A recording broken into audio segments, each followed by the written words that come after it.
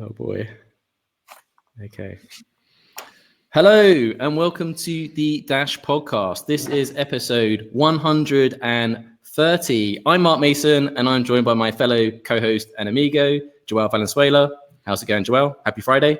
Happy Friday, you too. Yeah. So this week on the podcast, we have not just Roel, but Joel. So Roel and Joel and Markel. So welcome to the podcast, Roel. Is it Castaño? Is it Castaño? Or did I get that wrong? Yeah. Castaño. Okay. Well, yeah, welcome to the podcast. I mean, we've met before in person a few times, right? Because I met you at the London conference back in September 2017, correct? That is correct. Yeah, we met in London. And then recently again. More recently. Yeah. Excellent. We did. So before we get into it, because I'm interested in learn about Dash Mexico more from the masternode perspective and the treasury, because you had a proposal and the big announcement today, but we'll come to that later on. Let's get back. Like, how long have you been in the Dash community for? Because you've been around for a long time now. So when did you first get into Dash? And what's your origin story? How did you come to Dash? Did you just jump straight into Dash, or did you come from Bitcoin to Dash, or from gold to Dash? What's your story? Yeah, I came from Bitcoin, like most people. I started with it. It was about 2011 or 12 when I first heard of Bitcoin, and I got into it maybe in 14. It was really how do you say that? It was great. I mean, I thought it was amazing, and bought some Bitcoin, kept them for a while. They went from, I think it was 700 to 180 something at the time. And I just kept them and forgot about them for a couple, maybe a year or so. At the end of 15, starting 16, I don't remember the time, but I saw a presentation by Evan Duffield. And I got hooked. It was he was talking about using the crypto with some safety. I mean privacy and using it for payments. And it was I moved from Bitcoin to Dash. It was Ethereum was starting, but in catch me. I was Dash, and we had the forum at the time on the web page. That's the way we used to communicate. Then we moved to the Slack, and then to Discord now. And I've been there, watching, learning. I'm in Dash, and I love the technology mainly. Wow, so you've been an active Dash community member for a while. Am I allowed to say your alias on Discord in case people want to contact you? Go ahead, yeah. So WikiWacko, right? Is that correct? Right. WikiWacko. Yeah. Well, out of respect of you today, as where I'm located right now is a bit of a mystery, but I did have some help, and out of Dash Mexico, I did do a flag, but before we started, apparently it's back to front or something. Is that right? Yeah, that's an Italian flag. If that's a red, the Italian flag. I brought up Google Images and opened up the camera. Maybe it was doing it back to front, but maybe we can get like a little Twitter bird or something in the middle. But it was all out of love for Dash Mexico. So that's fine. So you've been active in the community for a while, and I suspect many watching this would have already read Joel's article today on dashnews.org, the number one source for Dash News online, of course. Dash and cryptocurrency news. Absolutely. The hardest hitting, the best. You've been in the community for quite a while, but the Dash Mexico proposal was your first proposal to the network, and I think the first month that was funded was September this year. Is that correct? October. Yeah. After the. Was it October? I got funded when I was in Zurich with you. I mean, yes, that was it. So it was up for voting on September, but then got funded in October. Right. So it's been about 6-7 weeks since I got funded first. Excellent. Yeah. And I know Joel was really excited about your proposal because we've been talking about the Mexico remittance corridor for quite some time. Actually, Joel, I remember when we had Danny Sessoms of the Crypto Show on, and he was talking about getting ATMs across the border and talking about certain exchanges, saying like, we really need to do something about this. Can you remember that? I mean, and now Roel is making all that happen. Yes, I do. I remember Danny is one of those people who is a very on the streets kind of a guy. He's not like a backroom deal, talk to big corporations type of a person. He's more of a I know me a guy who knows this, and he's in the back of his truck. He has some of this, and then he had a charity called Dash Cares where he built a few public classrooms and such in Mexico with Dash funding, and pretty much no one really heard about it because he just wasn't good at condensing his achievements into like a big, like a nice readable kind of package. He starts blah, blah, blah, building a thing down in Mexico and pouring the concrete and all. What? And then like before, like he just was involved in so many things that people didn't know. But yeah, that was he travels frequently to Mexico, and that was one of his passions, was remittances to Mexico. And I'm still talking to some of the contacts today about this that I made when hanging around with him over there. I remember that, and I was grateful to Danny because he was doing the work. I mean, he not only trying to get Bitso into having a Dash Pay or something. He was also talking to the government and building, I think it was schools or something. He was doing amazing work, but I don't know. It didn't. I mean, at the time it was just great work, but didn't materialize into an exchange. Okay, well, let's paint a picture. So not everyone's from your side of the pond. So for our international listeners, I remember reading your proposal in September, and you was breaking down some metrics of just how much remittance action happens from the US to Mexico. Now, on my news a few years ago, I was seeing lots of things about build the wall and all this sort of stuff.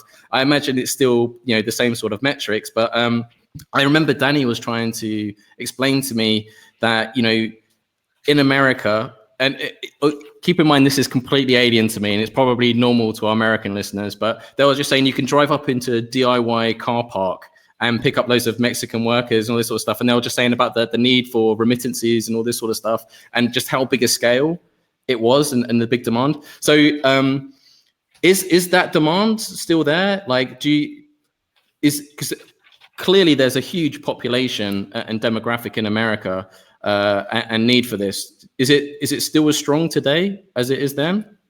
It's bigger than ever. Just going back a little bit on my proposal, I got involved because I thought that remittance was so important. I mean, remittances in Mexico are bigger than any industry, including oil, which has been the main business in Mexico for the government.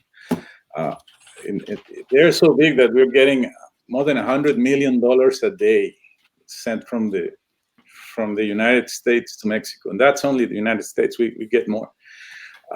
So I thought that somebody had to do something about that, and my work doesn't start with this proposal, but after we finished the work with Kubovit on getting the exchange listed with Dash, or Dash listed with the exchange, I thought that we had to get on the next thing was remittances, and so I say it's not new because I've been working more than a year with for getting this exchange to work in Mexico. I've been working with Ernesto for a long time doing this, unofficially, not in a proposal, but once we got this, I had developed a very good friendship with Amir Mansour. He's the CEO of Kubovit. So I told him about this big project I was thinking about, that Dash had the characteristics, or how do you say that, Dash could work for remittances, and he bought the idea. And I said, well, let's get this thing going. And I needed some funding, and that's when I presented my proposal. So yeah, it's been a long time working with Dash, not officially, but as like a hobby, I could say that. So why are you so passionate about this? Is it just because you love Dash and you want to see Dash succeed, or do you see the real need? Like, do you see the need for remittances around you? Because you're based in Mexico, correct? Yes. I am based in Monterrey, Mexico. Yes, I've worked with people all my professional life from all levels of the economy, and people need the remittances and as much of the remittance as possible, and they need it fast. In many cases, people would live day by day, and any help is great for them. Back to why Dash. When I heard first of Bitcoin and the blockchain, I always thought that the great use case for blockchain was money. It was never a doubt in my mind. There so many things have been mentioned that you can do with blockchain, but money is the big thing, and that's why I got hooked, because Evan Duffield was on the same channel. So that's why I've stayed with that. That's why I haven't moved. I think this is the project that is focused on the thing I think is going to work. It's working already. If you go back to Venezuela and Colombia, but Yeah. That's why I've been working with Dash. I love the technology. I think it's inevitable that we're gonna end up using cryptocurrency for money. Mm-hmm. Why not the best one, right? Yeah, Now, why not? as far as what it could do for Dash as well, I broke down some numbers today, and what is about $25 million worth of Dash is transmitted every day. And of course, because it's so cheap, that could be just me moving around from my wallets or whatever, even though I don't have 25 million. Don't worry about that. But by the end of the year, that's like what, 9.125 billion.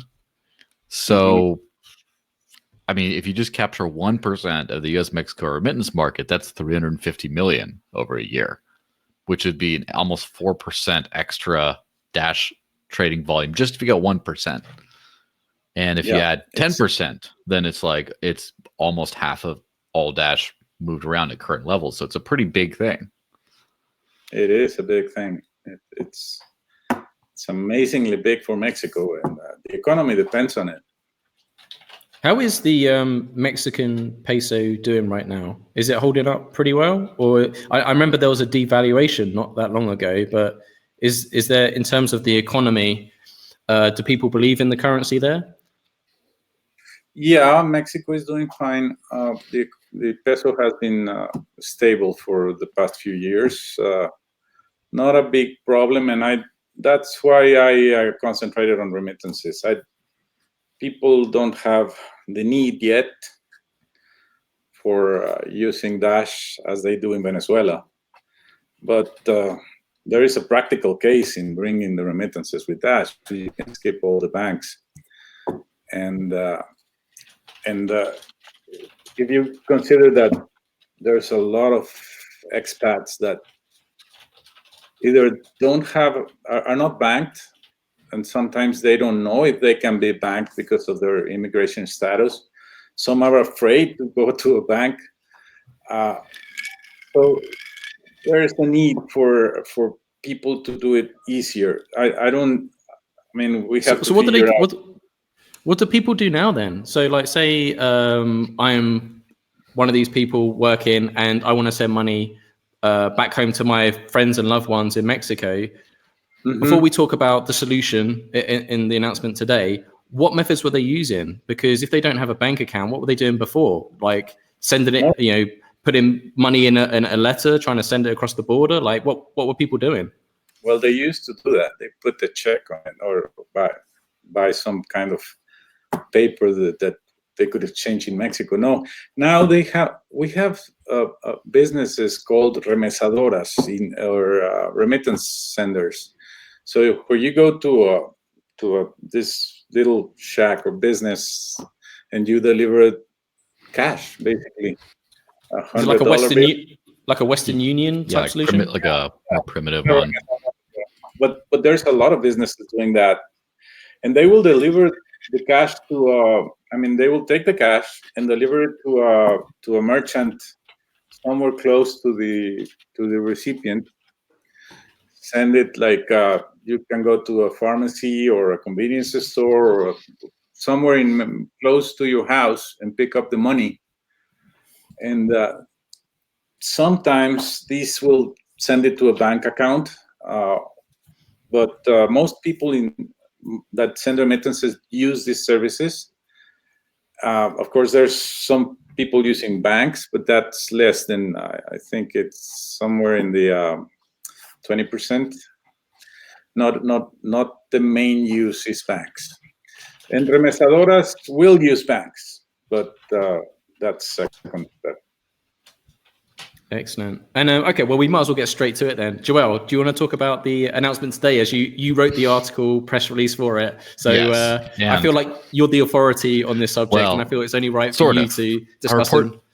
I reported what I know, and I have questions for what I don't know. So apparently, Remittances is this new project by Kubabit, which accepts Dash only and can send it as a remittance and convert it into pesos into someone's bank account or their debit card or a debit account, which I don't quite understand fully what that is, but you can basically convert it to a few things.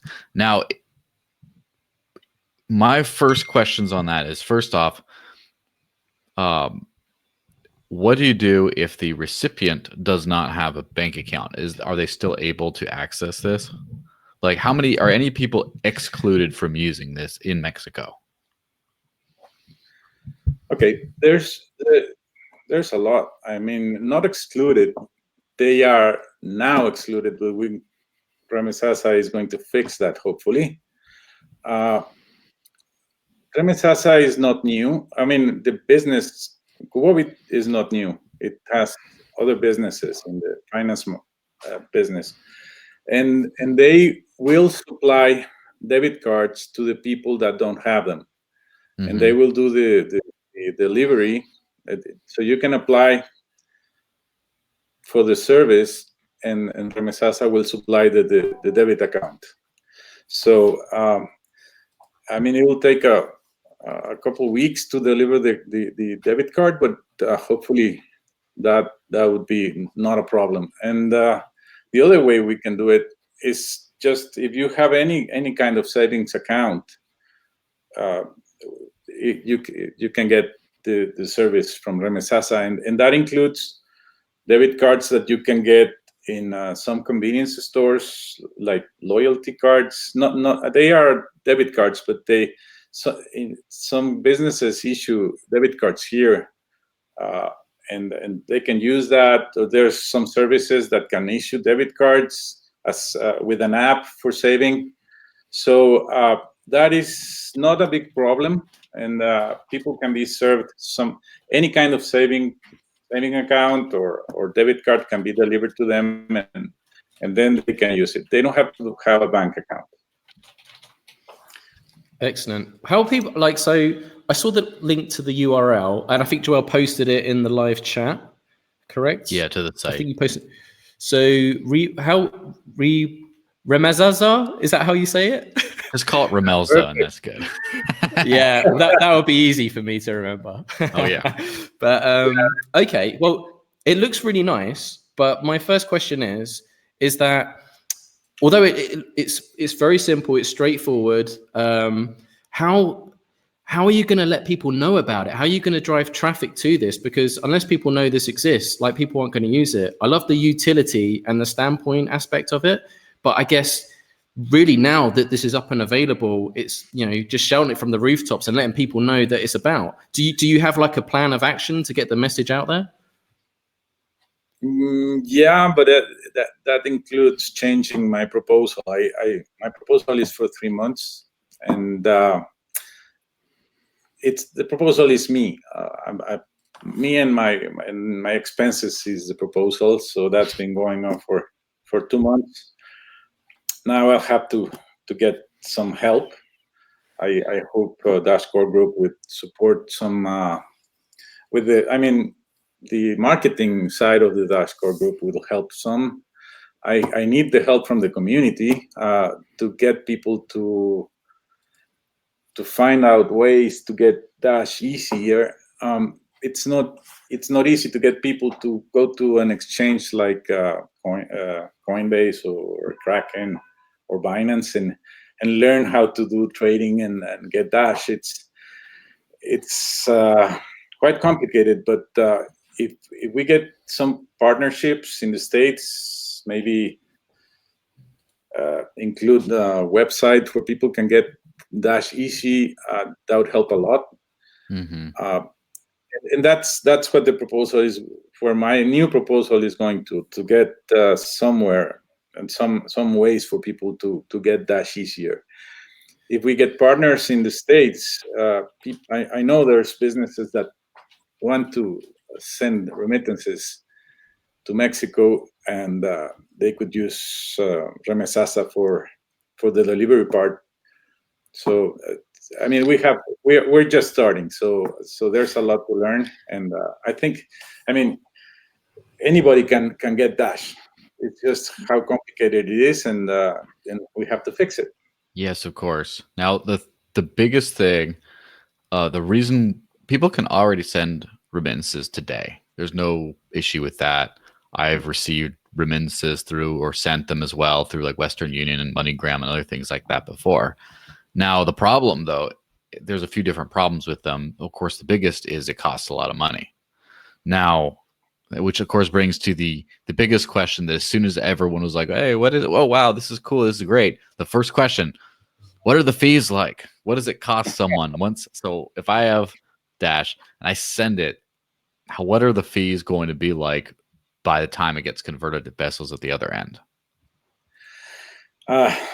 Okay, that's an excellent question and one I get a lot. The service for Remesasa is 3% fixed, and that's to start. We know that there's businesses that announce lower fees if you send enough money, Mm-hmm. and that's okay. You cannot start a business and want to catch the market like this. So if there's other services that are competitive, that's fine. The amount of remittances is so big that if you want to capture a big part fast, you might as well get a shower in the Niagara Falls. No, it's not going to be easy. We want to debug the system. So, 3% is competitive. There is other services that do things like this, but we are betting on a couple things. People that need to do the services fast and that need to send continuously. If you are working in the United States and want to send money every week, the cost is very high. And if you use our service, there is no fixed rate. You don't have to pay a fee just to get the service. You just pay the percentage. We still have to deal with how much you have to pay to get the Dash. But if we get some partners in the States in the future that can help us service the people that do remittances, we can lower that too.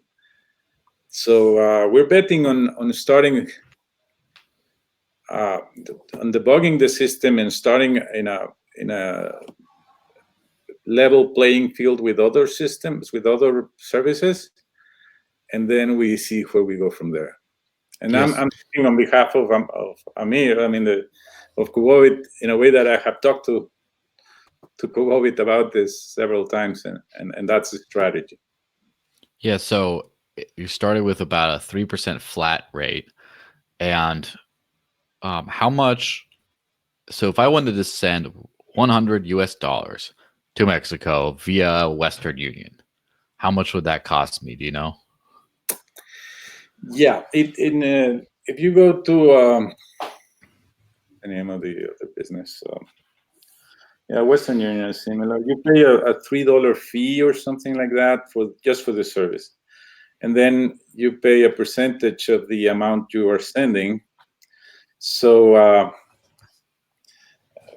that's about it. So it should be in the rounds. I mean, most of the remittances are less than $200, so you end up paying about 2 or 3%. So that would put the service in about the same level that Remesasa is charging. So we have to see about the purchasing of Dash in the States. That would add to the cost of what Remesasa is doing.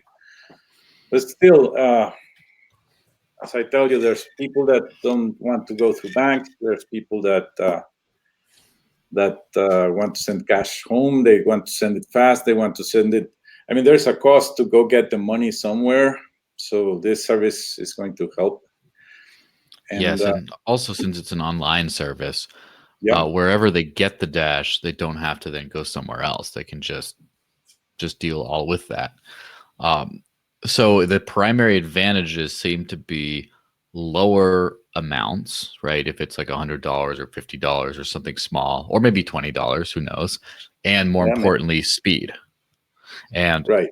also that, so for example, if you have your mother back home or something like that, instead of walking to a Western Union location with some cash, giving it to them, it sends it to her, and then you call her or let her know, hey, you got some money, and then she has to go find the location and go pick up the cash. Instead of that, she just has the card on her, and then when you refill it, you just tell her, as soon as you refill it, you tell her you can spend it now, and she doesn't have to actually collect the money. It's just on her.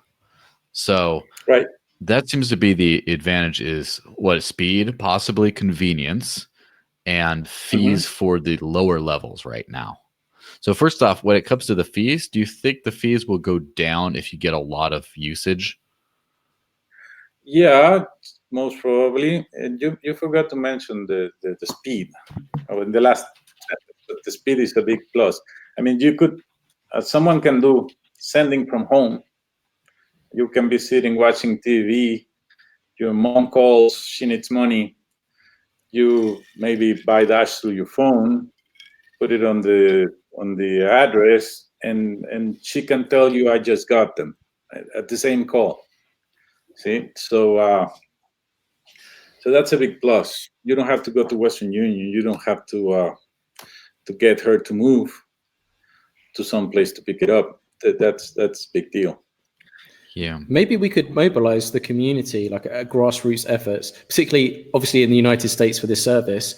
We could create like a pamphlet flyer and give that file out so anyone can download it, print it off, and then anyone in the States where there is a large Mexican population, they can go out and pass these flyers out, whether it's in car parks, DIY things. It's easy, it's free, and Dash advocates will do that. We need to mobilize the community doing that. And I'm sure there'll be people in the community willing to translate, help out. I'll offer my graphics services for whatever they're worth. Yes. But I mean, that's the way we can get here's the thing that I was thinking of specifically. Because the most difficult, honestly, the remittance use case is one of the best for Dash out there, and it's also one of the worst. It's the best because one of the biggest things that cryptocurrency does is transfer money, and the advantage it has is you don't have to go across borders. It doesn't mean anything to cryptocurrency, so you get to save all the money that would come with regulations or exchanges and stuff like that. Now, the reason it's most difficult, it's one of the worst use cases, or I would rather say one of the more complicated use cases is because, first off, if I just use Dash, that's already difficult for a lot of people. And I've tried to get people to use it before. I've gotten educated people to use it. I always find that using Dash Text, the SMS wallet, the text wallet, is a lot easier because people are familiar with phone numbers. It's not that hard to copy and paste a long address or scan. It's not really that hard, but it's very unfamiliar. It's just people aren't used to it. And so that's hard enough. But not only do you have to do that, but you have to first buy it. And then the other person has to sell it. So there's two parties that have to interact with it, and you have to buy it, send it, and sell it. And there's all these steps that make it very complicated. And there's also every step makes it less profitable. And so it's a challenging system. And so as such, we're trying to find the best way of making it seamless as possible. So here's an idea that I had, and I'm reached out to the guy who runs. So there's this ATM called Vault Logic. It's an ATM brand, and it has like a two-way. It's like you can buy and sell there, but also it's they call it a smart ATM because you can do things on the ATM like you can buy gift cards on the ATM. You can pay your bills on the ATM. You can do all kinds of things like that. And on the ATM screen, you can actually, the owner can customize it to show things. So for example, friends of mine at the crypto space in San Pedro in California, he has a few Vault Logic ATMs, and so you can actually just say like Bitcoin meetup this day, or Dash blah blah blah. You can actually customize the image on the screen. So what you can do is you can have an image on the screen, say mandar Dash remittances and all this kind of stuff. You can have like a remittances advertisement on the ATM screen, so you have people that a QR code to the site. I mean, yes, and so you can just walk up to the machine, put cash in, get your Dash out, and then send it right away. Or there could be a landing page that just says how to use it, and then you can just actually open your person back home's account, like your mother's account or whatever, and then when you buy the Dash, it goes straight into that account. And then that would be great. Yeah, I mean that works great. Of course, the problem is fees, which a lot of ATMs, and we had Zach Harvey. Was that 2 weeks ago? We had Zach Harvey of Lamasu on the podcast, and he was telling me about how ATM businesses can be very profitable if they're done right, but very few people know how to do it. But more importantly, there's a lot of people are willing to pay high fees on ATMs because they want cryptocurrency and they don't want to deal with exchanges, and they just, when they have some cash, they just go and buy some, and that's it. They don't really care if it's a 7% fee versus a 3% versus a 1%. It doesn't matter to them. They're willing to pay it, which unfortunately makes the ATM model a little bit difficult, because if you could buy Dash for 1% and then send it to Remittances for 2% or 3%, that's like a 3 or 4% total, and that's not that bad. But if it's like a 7% plus 3%, it's like a 10%. Now you're starting to get into bad territory. It's not good. Yeah, that's why we need. I mean, let's think that Dash Core Group could sell all their Dash every month on a wall of coins, and that people be aware of that. Yeah, it would work. But yeah, getting the price down would be an effort that has to be done on both sides. So this is just a start on the marketing, but it's a big start. The hard part is done, and now we got to get people to use Dash to send Dash. Of course. And we're working on that. I think there's some big ideas and partnerships that could be done. That if we can get a website with Remittances and other business, or several other businesses that could offer the service in a very easy way for the users, and some promotion with. I mean, most people buy cryptos for investment only, and in this case, people are going to buy them for very real use case. So Mm-hmm. it's in the best interest of any exchange to sell at a lower margin and for volume or something. So if we can promote an exchange that will do that, I'm sure the exchange will get a lot of volume from this, just from the remittances. Now, this is an interesting thought. And of course, there's always these ideas that people get. People, dumbasses like me get these ideas, and then someone else says, "Yeah, it's not going to work." But whatever. It would be interesting to have a negotiated lower fee on one end if you explicitly sent it through Remittances. Say you had a partnership with, say, the crypto space that has all those Vault Logic ATMs, that you integrate a little thing in their software that if you wanted to send, you could send to a Remittances account. You just log in there and send it to there when you buy it. And because of that, then instead of like a 6 or 7% fee, or it would just be a 1% fee. And then I'm sure Remittances would give them a little bit of a commission just to be like, yeah, thanks for getting us a customer. And then and then the whole fee is 4%, and you just stick the cash in, they get it. Stick cash in instantly, they get it. It's like 4%. Something like that could be an interesting thing to figure out. And Remittances is open to any discussion. If anybody looks at this podcast and is interested in getting listed on Remittances and can sell Dash to the users, we are interested in talking to. Okay.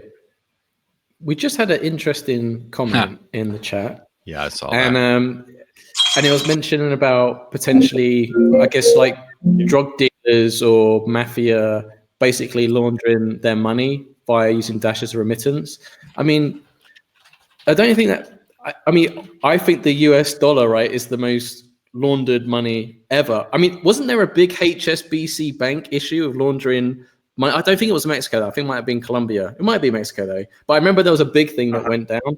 So it's not the tool they're using. It's the people committing the crime that are the problem. So so Dash wouldn't be the problem in that case. I mean, you don't criticize the central bank. I mean, we criticize central banks. Obviously, they're like the Death Star. But I mean, in that case, it's just the same. Anyone uses it as a medium of exchange. You're going to get good and bad people. But if you're going to use Sasa to deliver money to you, you're going to have to do the KYC, the know your client thing. So nobody's going to get money without getting accountability. So there's also limits to the amount that can be sent in pesos to the person. If a lot of money is sent, and I think there's something somewhere, the limit is somewhere around the $300 a week or so. So if the amount is sent and it surpasses the total, it'll be held up until next month, and then a little more sent, so that as to keep the limits in place. The person that is going to receive the funds is going to be truly. You will know, the government will know who's getting the money, and so there is no place. Is there a threshold on that? Is it like KYC for all transactions, or is it over a set amount that you have to do that? Do you know? No, KYC for everybody. Everybody that enlists in Remittances has to get a proof of life. So you have to send your like whenever you list for financial services, you have to get everything: a passport with a photo and yourself, and so that's it. And then there's automatic limits, so that's taken care of. And yeah, well, it's easier to send cash than send Dash for these purposes of bad people using it. Is that from experience? No, I'm joking. If you're gonna get anything on the debit card, you have to. There's two ways that the government's gonna know. It's one, how you got the debit card, and then the second is how you got into Remittances, right? That's an interesting comment that's just come in the live chat. How about a dash back program? Maybe target border towns. That's interesting. I mean, we've had dash back programs before with AnyPay, which has been like a payment POS solution. But in terms of a dash back program, I don't know, Joel, what do you think about The thing is, dash back from where? So if you're trying to buy Dash and send as a remittance, and you get some of it back, what you'd probably do with the dash back is you'd probably try to send it, because you're not largely getting remittances to hold on to it, and then then I'm going to send it. You probably, if you're going to buy Dash for purpose of sending it home, you want to send all of it that you buy, probably, unless of course you get some other things, or you have other use cases for it. Hey, Roel, or should I say Wiki Wacko? You've been in the community for a long time now, but is there actually a big Dash community in Mexico? Like, have you met many other people from Mexico in the Dash community? Is there like a grassroots movement there? Because I've not really seen that much activity. Because obviously, Colombia and Venezuela has been stealing a lot of the limelight because of the merchant adoption that's been happening there. But obviously, there's a strong utility case here for Mexico. But just from being, from the Slack days and now on Discord, have you met many community members in Mexico that might be able to assist and help you in any way? No. Well, the people I know that know Dash is because of me. I did build a little community in Monterrey. I gave some talks, mostly in 2017, about Dash, and I had quite an audience. I had some in one of my talks. There was about 70 people or something. So I got people interested. Some people invested. Some people have masternodes in Monterrey, but because there used to be meetups that got funded. I remember voting for proposals. I know Dash Force, through our meetup program, has funded many meetups. Do you remember the Bitcoiners? I think they were based in Cancun. Is that right? I remember them. They were doing something a long time ago. But Mexico is a big country, right? Right. Yeah, Bitcoiners are a great group. These guys, most of them are involved in some kind of software development. And they have projects with different coins, and they are passionate about cryptocurrency. I was in one of the meetings about 3 months ago. So 6 months ago, sometime, and it was amazing. I mean, they have a great group. They are not devoted to any coin, or some of them are, but each on one different. But they all talk about crypto, and then they are very excited, and they keep meeting every week, I think. So that's a great group, and maybe we can, once we get some use cases, we can bring them to Dash again. they were more invested in Dash before. Now that they have projects in other coins, they are wandering around. But I hope, Joel. I was going to say, Joel, you should give me an elbow next week, and on the dasespanol.com website, on the sidebar widget side, I have like a sidebar widget for dash.red, but I should create a sidebar widget to help drive traffic to this service as well. I think that might be a good tool moving forward. Hopefully that might drive some traffic there. Of course. And now when we start talking about driving traffic, we start thinking about from where. And so, Roel, what do you think? The U.S. is obviously the largest remittance corridor to Mexico. But what are some of the other large remittance corridors to Mexico that are not in the U.S.? The U.S. is the big one. I think the U.S. is 90-something%. So there is no. I mean, Canada has a little bit. I think Europe as a whole has some remittances, but the U.S. is the big thing. Not looking at outside of North America at the moment. But I mean, you can send that. I mean, I'm talking market-wise. You can send Dash from anywhere in the world. I mean, you can send from South Africa or whatever you want, and it will get transferred to the debit account anyway. Yeah. So when you think about it, I'm sure there's plenty of people who send remittances from the U.S. To Mexico, and a lot of them may not have proper documentation to get bank accounts. And it's kind of a mind-boggling thing when you think about it, because I live here in New Hampshire, and bordering Vermont and Maine and Massachusetts and New Hampshire all combined have less people than there are illegal immigrants in the U.S. So it's a giant, it's a very large portion of, statistically, it's a pretty large portion of the whole country that does not have papers. And so as such, if you're targeting the U.S. market, when you're trying to look for ways of getting them access to Dash, you're looking at ways for people who do not have bank accounts. It's cash only kind of ways. I have to disagree on that. Most people. Okay, well, that's good news then, because it makes it easier. Yeah, well, most remittances, more than, I think it's somewhere in the, let me check my numbers here, but 2 states make about 35% of the remittance sent from the states. It's California and Texas. And the remittances not only come from the illegal people, the remittances come from families that have been established in the state for 50 years. I mean, people have relatives in Mexico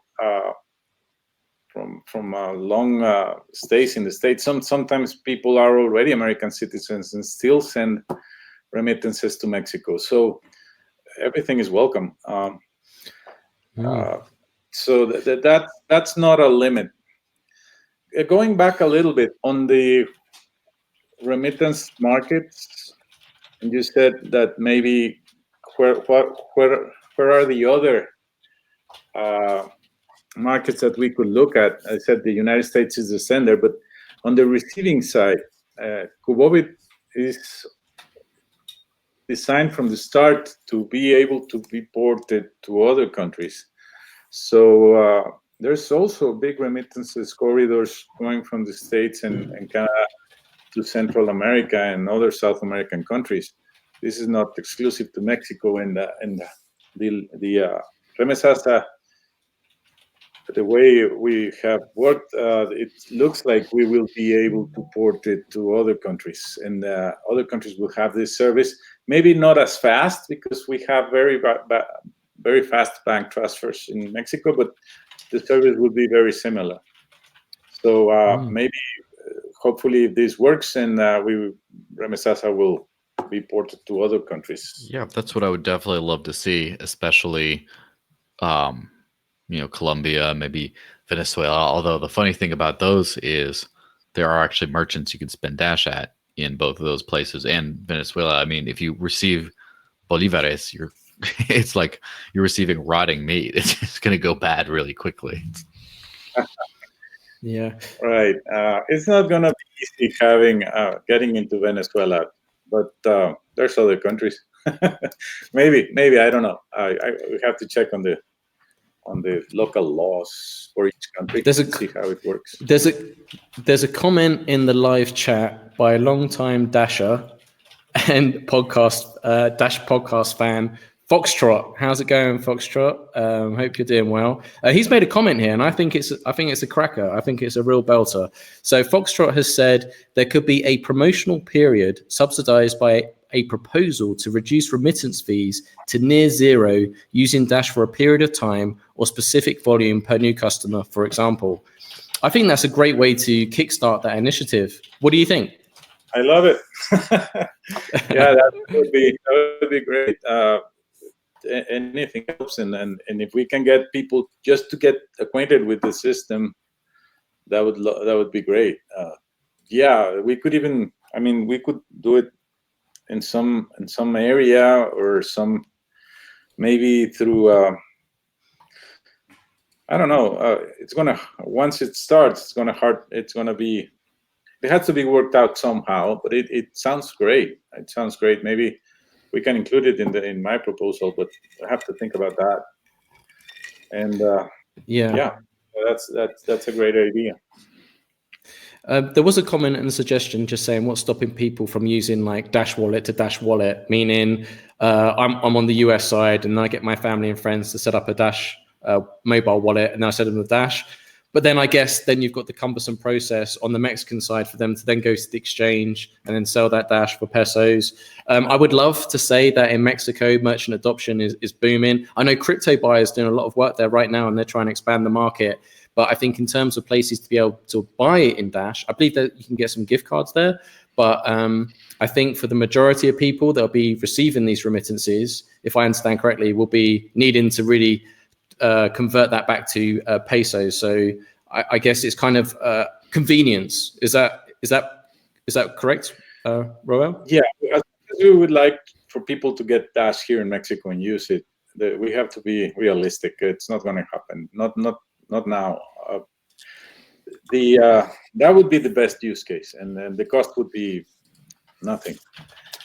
But we gotta have people start using it, and as long as the people sending it, they're getting aware of what it is. And that's great, because I know in the future these people will say, you know what? If there is a business accepting Dash in Mexico, why don't I send the Dash to you directly and maybe skip the remittances? I mean, on the business side, that's not great, but the business will end up exchanging the money to pesos in remittances, hopefully, or in Kubobit. And that would be great too. Kubobit is already working on some other projects and involving Dash, so that I think something can be worked out on that side too. And when businesses hear that, I mean, businesses in Mexico hear that so much money is coming into Mexico through Dash, that would open some interest in getting Dash accepted in businesses. I'm not talking about the corner store. I mean, the strategy in Venezuela is getting small businesses to work out to accept Dash with a point of sale system, and that's great. Hopefully, Dash Mexico can get businesses that have a bigger,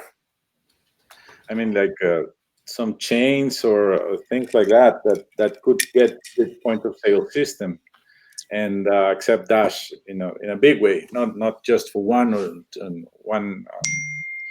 or two businesses. I'm talking about hundreds of convenience stores. Maybe if they can catch this wave, that would be great.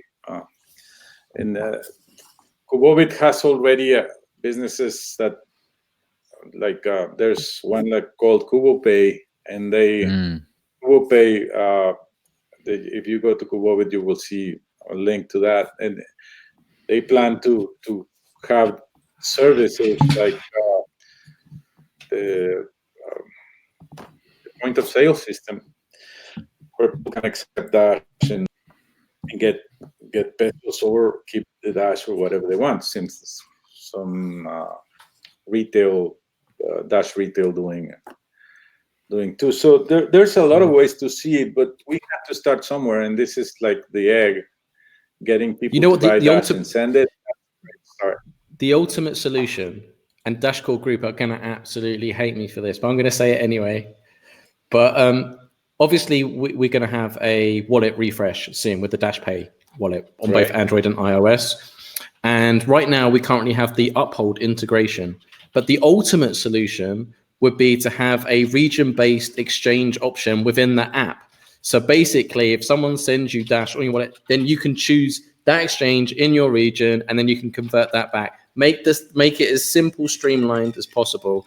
And I think with Uphold, we've proven the concept, but really to be a borderless digital solution for the world, we need to cover all regions. And if that means adding other exchanges for other regions, then so be it. That is the be all and end all for me personally. What do you guys think about that? Great idea. I mean, if you can add an exchange or a processor or a point of sale into your directory inside the DashPay wallet and not addresses, it's gonna work beautifully. And I think people are open to that. Yeah. I don't know, Joel, what do you think? I think we could do it. I think if Dashcore Group are going to be doing any marketing, I know Joel's been talking to Fernando about creating some landing pages for certain campaigns. Well, why not target the Mexican market on one of those landing pages? Yeah, We've got the tool and the solution now. I was thinking about that about 90 seconds before you brought it up. But think about it. Do you remember remember Coinify and their buy widget? Yeah, here and now this is the kind of moment, right? So Coinify, a new Dash partner, has a buy widget that you could just plug into a site that if you plug your bank account into that, you should be able to buy Dash for a 1% fee. And so what if on dash.org you had a landing page, like a special sub page, it just said, it was all in Spanish and talked about sending remittances to Mexico. And it had in the same page, not only the Remittances link, but the actual way to buy Dash there too. And it just little instructions says, step 1, get an account with Remittances. Step 2, connect your bank account here. Step 3, get the Remittances Dash address and put it in as a receiving address. Step 4, yay, 4% flat rate, instant. There you go. Yeah, that sounds very interesting. I heard half of what you said, Joel. There's some problem with the sound, but the idea of having a site on the dash.org, great. Yeah, so essentially, if Cubobit could create a sidebar widget, I'll gladly put that on Dash News Espanol in the sidebar, so people can just do it directly from the sidebar, and then anyone's free to use that as well that wants to include that on their website. Dash.red, for example, and other markets that focus on the Latin American market, that would be ideal if that's possible. So that would be something to investigate. We do have a couple questions in the live chat for you, Roel. There's definitely a lot of interest about this, which is a great thing to see. So got a question from Victor T. Can Roel talk more about what crypto adoption currently looks like in Mexico? Are there any crypto promoters getting the word out? What's the response like? Are there Mexican crypto YouTubers, or I mean, you mentioned some meetups and stuff before, but is cryptocurrency popular in Mexico, or is it a taboo thing, or people don't know about it? What's the scene like? No, not as much as I would like. There is, of course, the geeks that get together every once in a while, and I'll say we we talk about the cryptos and the benefits and everything, but it's not a big thing yet. And the thing is, I mean, truthfully, we talked, Joel, a couple of weeks ago, maybe, about one use case you said, I have a friend that maybe you can help me send Dash to her mother in Agua Prieta. That was right. Mm-hmm. Yes, of course. And it crashed to my face how difficult it is for people from the American side to buy Dash for the common person that hasn't heard anything about it. And then in Mexico is worse. I mean, you talk to someone about getting Dash, and I mean, they don't even have a bank account. It's just like, what? and they don't use many apps, or some people don't even have a phone that can have the Dash Pay wallet. So, I mean, it's hard. So that's why, I mean, Remesasa is the big thing, because it will take care of all that side. Now, I think it's easier for Americans or expats to get Dash and send it and start the movement with that. But answering the question is, it's still not a big movement. The cryptocurrency thing is still aficionados here doing it. Okay, there was a question asked by another long-time podcast fan, Hilawe. Salute, Stay Dashy, salute to you. And So like I've heard this exchange is mentioned in the question. So he says, can we talk about the elephant in the room, which is getting Dash on Bitso? So Bitso's, I think, one of the primary prominent exchanges in Mexico. How will Roel push that forward? Sorry if this was already brought up. No, we've not discussed Bitso yet. Obviously, we're focused on the announcement today, but I'm sure I know that I've spoken within Dash Core Group Biz Dev team about Bitso, and I know Ernesto's been on the case. I don't know if Ernesto has discussed that with Roel though, and I'm not sure what we can disclose and not disclose. But Roel, do you have any comment to that? Yes, not very good news though. I talked with Jose Rodriguez from Bitso very recently, and we met personally a few weeks ago, and no, he doesn't. Bitso doesn't have plans to list any new coin for a while until the fintech laws get defined. There's new things coming on the law, or they're supposed to go. I mean, they're supposed to be debated in the Senate in next year, and they don't want to push anything else for. And well, that's fine. Kubobit has this same service, if not better. They have for traders. It's just amazing. They have these trailing limits and things that makes it easy to trade. They have all the volume you need in the coins, and they have Dash. That makes it different. So no, I mean, Kubobit needs some marketing, but they that's all we need in Mexico for a while. Yeah, Okay. it's interesting. We had a follow-up. Yeah, go ahead. I was just going to say the follow-up with Huawei just said we need to educate them about the private send fears they have. That is no different than Bitcoin with Wasabi mixing. Absolutely. Obviously, we know that there was the legal guidelines put forward by Ryan Taylor on blog.dash.org about private send, breaking it down and showing really from a compliance and regulation standpoint, Dash is no different to Bitcoin in the way that it transacts on the blockchain. So I don't know if that's been translated to Espanol. If not, I believe it has been, but if not, I can definitely help facilitate that. But like I said, I've discussed this with Ernesto in meetings before in BizDev, and I know that he's on the case. So, and I think he's got a lot of history of that exchange as well. So I'm sure there's something on the works there. So as I'm not on the ground, I have heard a lot about Bitso. I remember Danny Sessoms actually talking about Bitso back in the day, right, with the ATMs. So I know that's always been the big fish, right?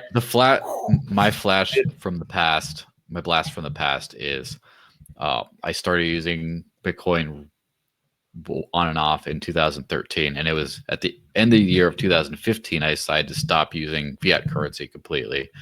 And my first job that I got paid entirely in crypto was for Cointelegraph, and the first article was published before Christmas of 2015, and the first article was interviewing the Bitso people. So that's kind of like my entry into full-time crypto space was Bitso. Excellent. Right. So is there a website for Dash Mexico, or is it, because I saw you got a Twitter handle, right, at Dash Mexico? Is that right? Yeah, there is a website, dashmexico.com, but it's under construction. You won't see much. You can look it up. I want to get into that. It was designed, and I haven't worked on it at all. It will be now that we have Remesasa, it will be updated continuously and worked on. I will be posting a blog or some kind of blog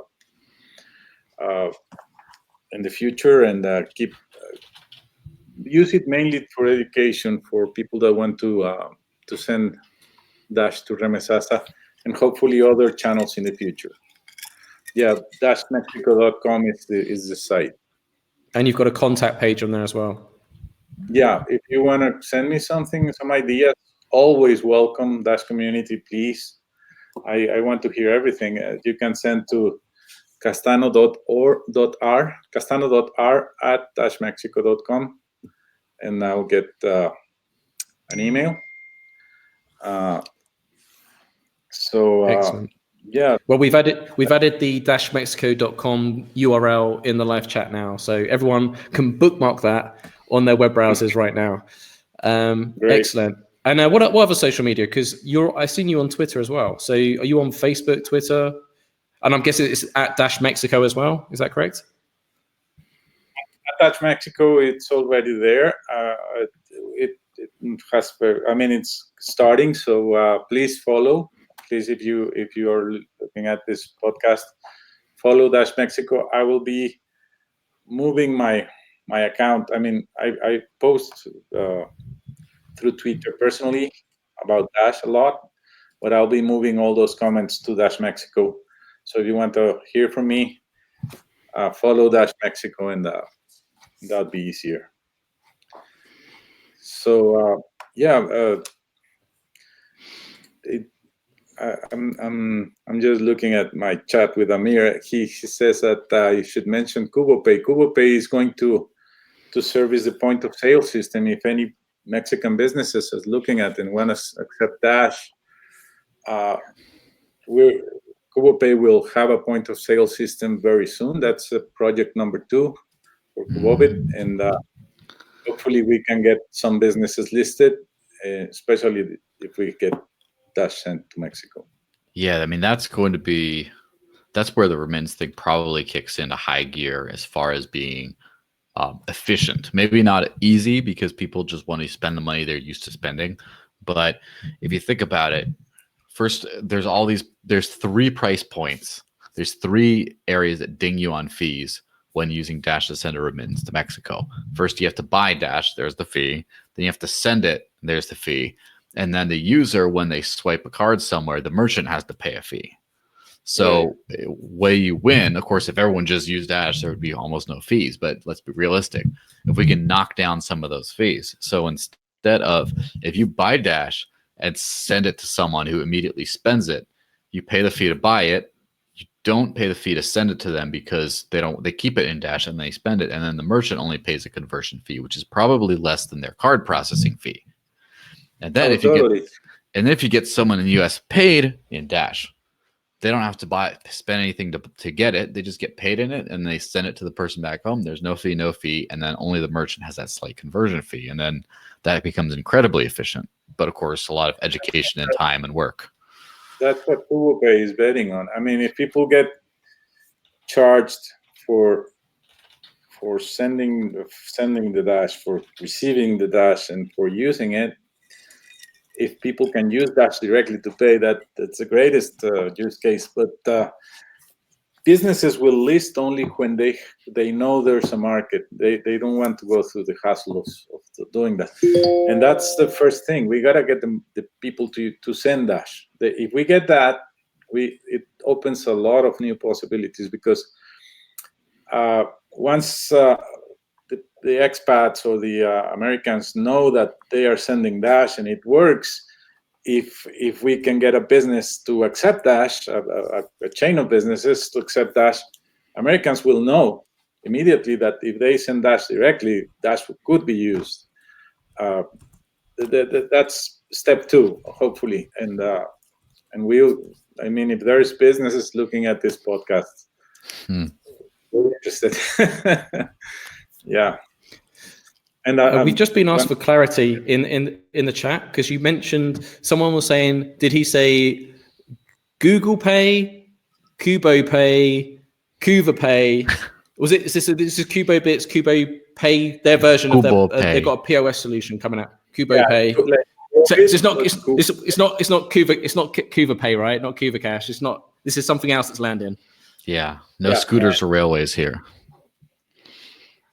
Yeah, let me give me just a second. Okay. There we go. That's it. Kubo Pay. Okay. Is it? And this isn't out yet. This is yet to come out fairly soon. Correct?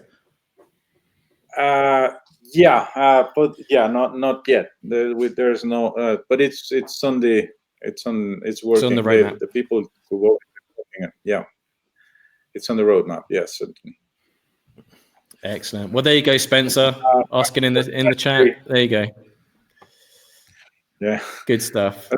I mentioned Jose Rodriguez from Bitso a while ago. I sent hello to him. Probably gonna look at this podcast and. Yes, probably so, because I sent him a message like 2-3 hours ago. So yeah, he's definitely going to be looking at this. Hopefully meet again soon. He knows what I'm talking about. Excellent. So I think it's fair to say, Roel, that anyone in the community that's willing to help out, give advice, got any ideas, you're open for feedback, suggestions, anything that can help propagate and syndicate getting the message out and getting people involved to increase exposure and awareness of this new remittance solution. And I think really we need to mobilize as a community more. And anything we can do, like using guerrilla marketing tactics, whether it's printing out flyers and putting them in 7-Elevens or by ATMs or whatever, or just going out, handing them in car parks. We just need to make all this stuff freely available. And I'm sure there's some very talented marketing people and creative people within our community. So please do get in contact with Roel, because this is a community effort, right? Absolutely. Yeah, it's great that people just know about this, and I'm sure there's ideas out there that we don't know. We don't have all the answers. We know we just created a great remittance channel, but I don't live in the States. People that send remittances, certainly we should have some people that send remittances in the Dash community. I love all the comments. I love all the any idea that they come up with. It's welcome, and I'll be looking into everything. And we will have. I'll be on the Discord channel. We will have brainstorm sessions. Certainly, and anything that can help the project is great. What we should do is we should go in all these car parks where these Mexican workers are that I'll be keeping told about. We should get one of those. You know, you get those like inflatable balloons. We should get like a Stay Dashy one, just going like that balloon, and it should have like flyers on the front for them to pick up while they're waiting, just to entertain them. Like, whoop. Yeah, yes. I don't know, just an idea. I know Fernando Gutierrez will help with ideas too on marketing. Yeah, certainly. Yes, we're working on a bunch of stuff. It's going to be pretty fun. Also, as well, no one's actually mentioned my my Dash Bunny ears. I thought it was accidental. Yeah, it's been for a while. Yeah, someone thought it was funny. So good stuff. Right, well, I think we've gone over time. Joel, is there any more questions? I know you had a few lined up earlier. I know we've discussed fees. I think we've discussed marketing. Yeah, we burned through a giant chunk of them at the very least. The only question is, what's next? What's your next step? You got this remittance proposal, and you kind of disappeared for a while, and some people were saying, "Oh, well, you just scammed the network. It sucks," because people are impatient. And then all of a sudden, boom, remittance program. It's like right there. At least a one avenue for sending it. Now, what's the next target that you're focusing on? Well, I've been talking to Ernesto about this. We have some ideas on getting some partners in the US. Ernesto is helping me with the contacts Dash Core Group already has. I will not mention the names of the companies, but we already made some contacts, and hopefully I can bring some news pretty soon again. As I told you in my proposal, I will not be talking too much about my progress until it's a reality like today. And I don't want to get... I know we had this Kentucky Fried Chicken experience in Venezuela. I don't want anything like that to happen to this project. So you will know when it's time, and but we are working on it. Excellent. I am, and we will be working. I will in the next few weeks. Hopefully, I will be getting some help to the project. on the Excellent. market side, the social media side, website. Hopefully, to tend to people that want to get into Remesasa or want to. I mean, this is going to grow, and I need some hands here. So that will go into the new project I will be proposing. Okay, Roel, are you happy for people to contact you on Discord, WikiWacko, your Certainly. username? Is that okay? Right. Okay. Well, I mean, Yeah. that only leaves one question, Joel. I mean, how do people find the Discord? I forgot what the URL is.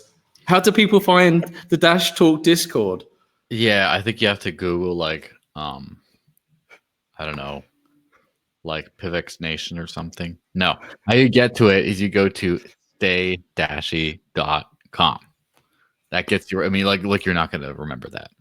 Staydashy.com gets you into the Dash Talk Discord, and then you can go hit up at WikiWacko, which I put the actual username there as well. Thank you. And you can go contact them or just talk to any of us, and we're there. And that's also a great part to go to the thing called the after party, which is something we have after this, which is just like this, except instead of 3 of us, it could be up to 10, 12, whole bunch of people.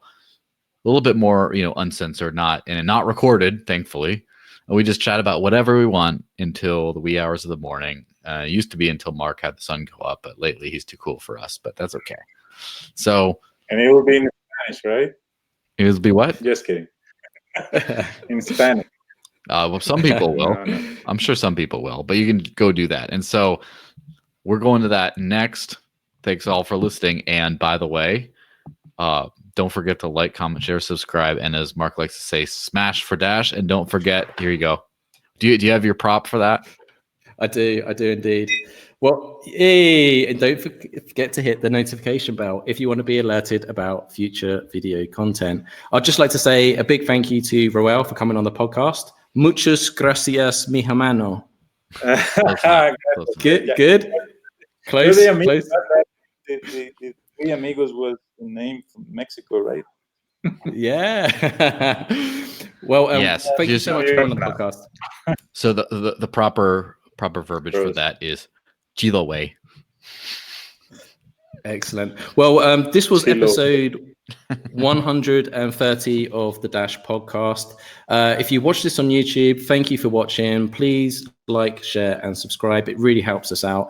And if you're listening to this via audio, thank you as well. And if you want to listen to this again on audio, I will be posting the audio links tomorrow on dashnews.org, reposting the video, but with the audio podcast list on iTunes, Stitcher, Podbean, you name it, it's there. Also, this is a first, and this will be for anyone that's a loyal Dash podcast fan. In this week's team meeting, Brian, aka Mastermind, said, these podcasts are getting so long. You know what we need? We need timestamps.